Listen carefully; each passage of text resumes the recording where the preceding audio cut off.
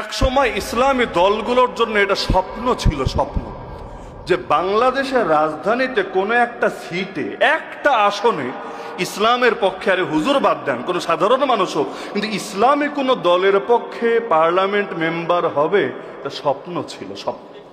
কিন্তু আলহামদুলিল্লাহ, এত ইঞ্জিনিয়ারিং এর পরে, এত মেকানিজমের পরে, এত কিছুর পরে শুধু আমাদের এক ঢাকা উত্তরেই আল্লাহ কি পরিমাণ আসন দিয়েছেন। আপনি দেখেন, খোঁজ নেন, এক ঢাকার মধ্যে, এমন কি ঢাকার মানুষরা বিরক্ত, আমরা ভোট দিলাম, আপনারা রাখতে পারলেন না কেন? উল্টা আমাদেরকে বলে আমরা দিলাম। আমি এক দোকানে ফল কিনতে গেলাম, দোকানদার বলে, হুজুর অন্যরা তো তাও অটো ভাড়া দিয়ে নিয়ে যায়, পকেটে আবার এক বেলার খাবারের টাকাও দিয়ে দেয়, আপনারা তো কিছু দিলেন না, দিলেনই না। আমি দোকান বন্ধ রেখে আমার বউরেও নিজে নিয়ে গেলাম, সারাদিন সিরিয়াল ধরে ভোটটা দিলাম। এমনকি মজার বিষয় কি হুজুর জানেন, আপনাদের এমপিরে কিন্তু আমি একদিন দেখিও নাই, চিনিও না। আমি শুধু চিনেছি দাড়িপাল্লা, বাস গিয়ে দাড়িপাল্লায় সিল মেরে দিয়েছি। আমি আপনাদের এমপিরে চিনিও না, এবং তিনি হয়তো কোনোদিন আমার সাথে হয়তো দেখাও হবে না, বা আমাকে চিনবেনও না। কিন্তু দেখেন, আমরা তো ঠিকই করলাম, কিন্তু অনেক জায়গায় তো এটা রক্ষা হলো না।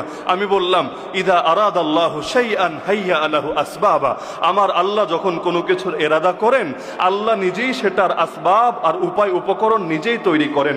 তার মানে আমার আল্লাহ হয়তো এই দেশেও ইসলামের চূড়ান্ত বিজয়ের ফয়সালা করে দিয়েছেন।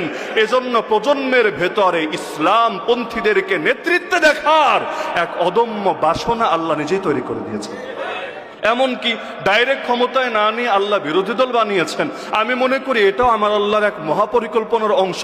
কারণ পৃথিবীর বহুদের সাক্ষী, ডাইরেক্ট হুট করে ক্ষমতায় গিয়ে অনেকে কন্ট্রোল করতে পারে নাই। কারণ অভিজ্ঞতার একটা ব্যাপার আছে, অনেক কিছু এমন যেটা হুট করে দিয়ে দিলে সামলানো যায় না, বরং ধীরে ধীরে হাতে কলমে শিখে শিখে করলে ওই জিনিসটা সুন্দর করা যায়। মনে করেন এখানে অনেক মাদ্রাসার প্রিন্সিপাল আছেন, যেদিন প্রথম স্টুডেন্ট লাইফ শেষ করে কর্মজীবনে এসেছিলেন, প্রথম দিনে যদি আপনাকে প্রিন্সিপাল বানিয়ে দেওয়া হতো, হয়তো আপনি এটা সামলাতে পারতেন না, উল্টো বদনাম হয়ে যেত। আর আস্থা অর্জন করা কঠিন, আস্থা নষ্ট হওয়া সহজ।